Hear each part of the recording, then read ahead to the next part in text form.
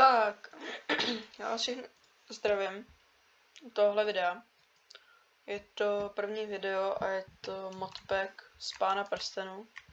Jsou to mody a doufám, že vás to bude bavit. Tohle série bude hodně o objevování, protože tady máme všechno tohle na objevování. Hodně questů tady je. To můžeme se podívat tady. Tady je v základním tom je tady 66 a pak k různým frakcím.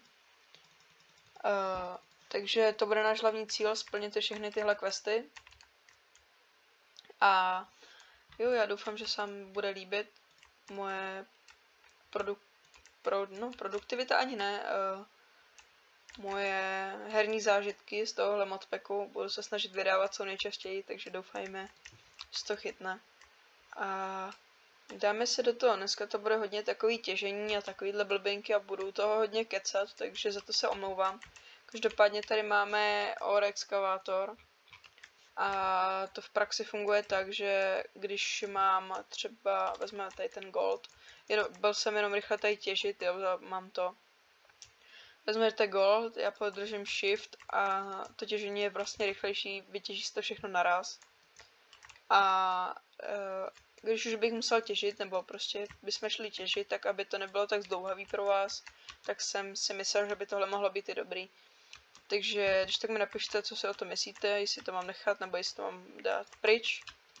A každopádně my se do toho nějak pustíme, já si tady nejdřív zabydlím. Uděláme si tady waypoint, aby jsme nestratili věci. Odkaz na modpack vám dám do popisku. A tak my si tady uděláme tohle. Je tady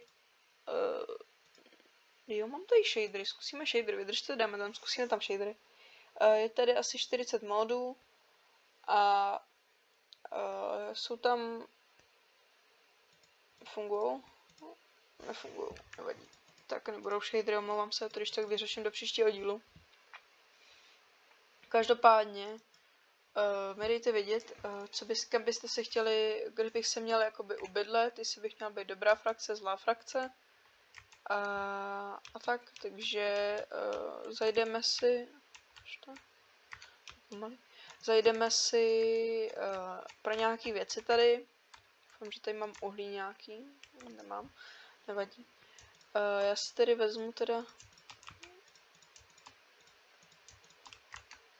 vezmu věci a hlavně torčky, abych měl, a budeme těžit chvilku. Tenhle díl nebude nějak extra dlouhý, kolem 30 minut. Takže tak, jestli najdu nějakou kejvku.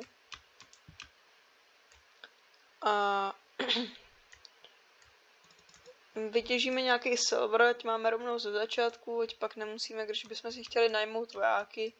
Což teda bude v pozdější fázi, až budu vědět, za koho budete chtít, abych hrál. Pokud by tady nikdo nic nenapsal, tak zvolím nějakou frakci. Jak vidíte, ten ukazatel vpravo od crosshairu, takže vlastně jakoby tohle, jak tady je, tak to mi ukazuje, jestli můžu běhat a doplňuje mi to staminu, jako kdyby. Takže to je taky takové zpestření téhle hry. Budeme se snažit splnit každý jeden quest, což znamená, že třeba zkusím najít tak tady general. Tak, já už mám splnění tyhle 3, ty byly hnedka, když se připojíte, tak tady máte hnedka, jak se připojíte, a tohle je od Gandalfa. Tady máme, jo, tady to je cestování, to se nám bude plnit časem. Blacksmith, alkoholism, Craftmaster, jo, tak, jo, ok. Tak to bude snad, tyhle pár první nebudou snad tak těžký, takže uvidíme, jestli nás to bude trápit. Já si o tomhle modpacku budu zjišťovat trošku víc dopředu ještě třeba, takže abych vám tady mohl říkat věci, které jsou opravdu jako ověřený. jestli budete chtít, můžu vám dát tutoriál na jak tohle stáhnout, tenhle modpack, a můžu vám dát seed tohohle světa. Takže tak, a už bych mohl najít nějakou tu caveku, já žádnou tady nějak nevidím. Čekám, až se nám zase doplní stamina. A tenhle kanál je mimochodem i o jiných hrách, nebude to jenom Minecraft. Můžeme tam dát Valorant, Fortnite, cokoliv vlastně. A my se vlastně můžeme tady podívat po nějakém čtyřlístku, protože to si myslím, že je taky někde quest. Tak budeme koukat, když tak. Pardon. Jsem trošičku nachcípanej a mutu, takže za to se omlouvám, vydržte. Dobře, jsem zpátky. Třeba jsem si odkašlat. Zkusíme tady najít teda nějaký ten čtyřlístek a budeme hledat snad nějakou tu caveku. Já vám zatím můžu říct trošku víc o tomhle modpacku. Tenhle modpack je vlastně středozem. Portujete se sem pomocí prstenu, který se vyrábí. Já vám to zkusím najít.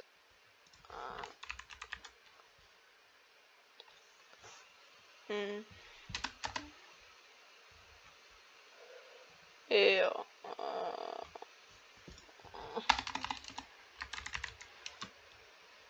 Tady. Vyrábí se z 8 nugetek.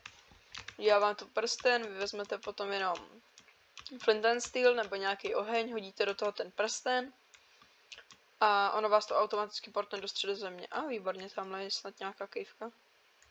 Vypadá nějaký, jo, super. Tak, já budu těžit tyto uhlí, pač nemáme žádný torčky, nic. A tak. Já tady chvilku budu pobíhat. Koukneme to tady.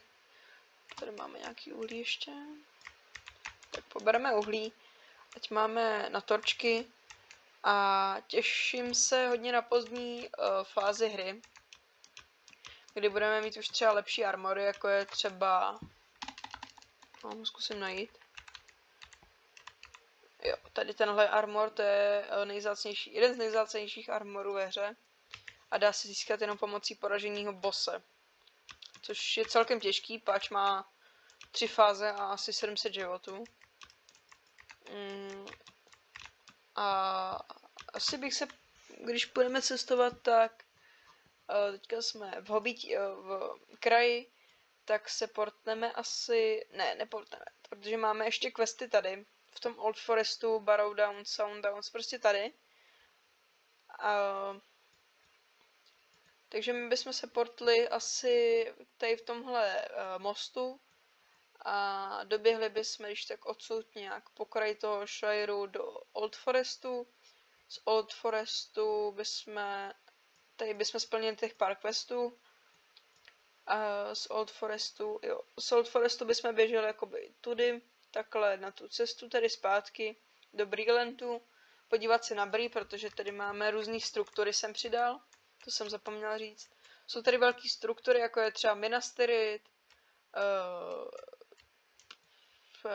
Tirith, třeba, nebo Erebor, Morie a všechny tyhle ty struktury, které jste mohli vidět v Pánu prstenů přímo.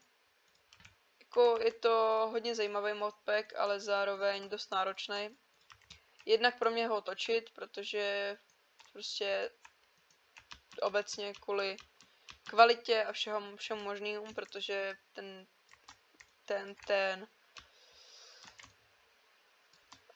tenhle modpack bere dost FPS, normálně bych měl třeba 700 FPS, teďka jak vidíte mám 200, 300, 400 občas.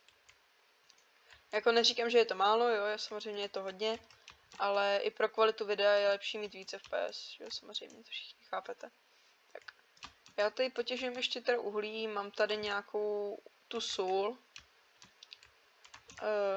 iron taky, ať to...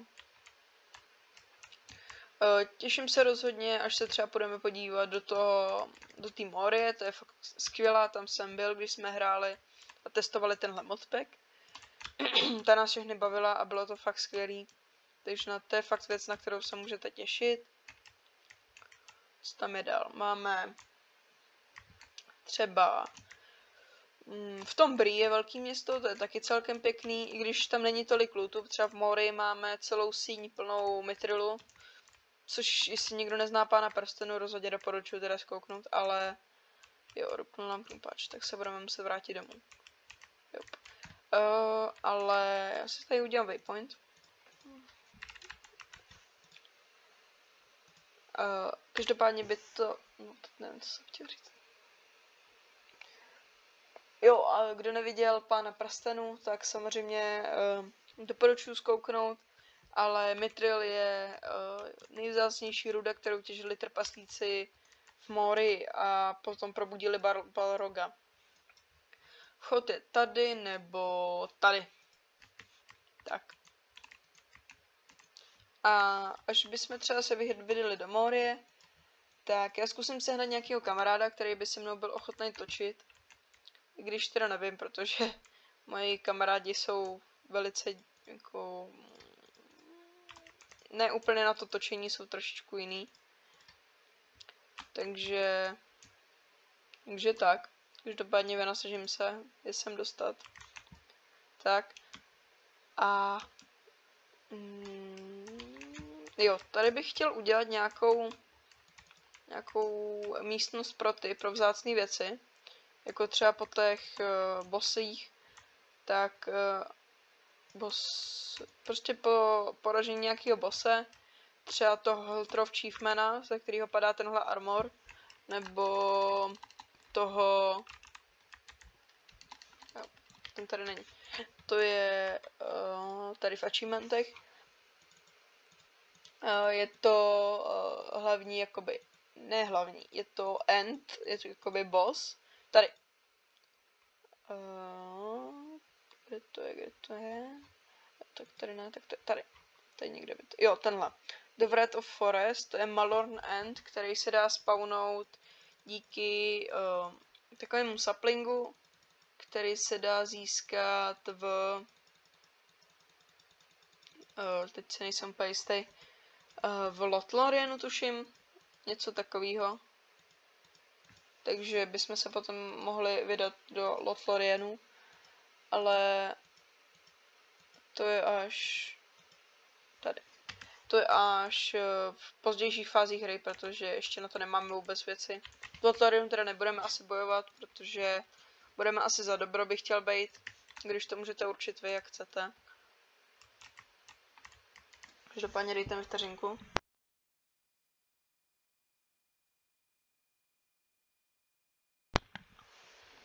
Jsem zpátky, pardon za vyrušení. Každopádně my bychom si mohli před baráčkem, když dneska není takový nějak šíleně akční díl, bychom si mohli udělat zahrádku. Takže já vezmu, jo. Já vezmu věci a uděláme si, tady je takový hezký místo, tak tady bychom si mohli udělat velkou ne zahrádku vlastně. Tak. Uděláme si tady pole velký, protože potřebujeme jídlo a úplně se mi to nechce obstarávat tak, jak by jsem to normálně obstarával, i když by to nebylo úplně jako lehký, ale jo, takhle my tady máme kejvku rovnou. Nevadí, no. Já jsem si chtěl udělat ten krumpáč, no. Takže takhle. Už si uděláme kameny zatím. Tak. A vykupeme si nějaký kobl. Pardon, jestli je hodně hlasitá klávesnice, ale já s tím úplně nic moc nemůžu udělat. Každopádně my si uděláme tu péc rovnou tady. Tak. A vypečeme si tohle. Ještě nevím, kde to teda chci úplně udělat, protože a poněvadž jo, asi tady to uděláme, tady na tom místě někde. Sežneme nějakou vodu. A super. Tak. Děláme si motiku. Tak.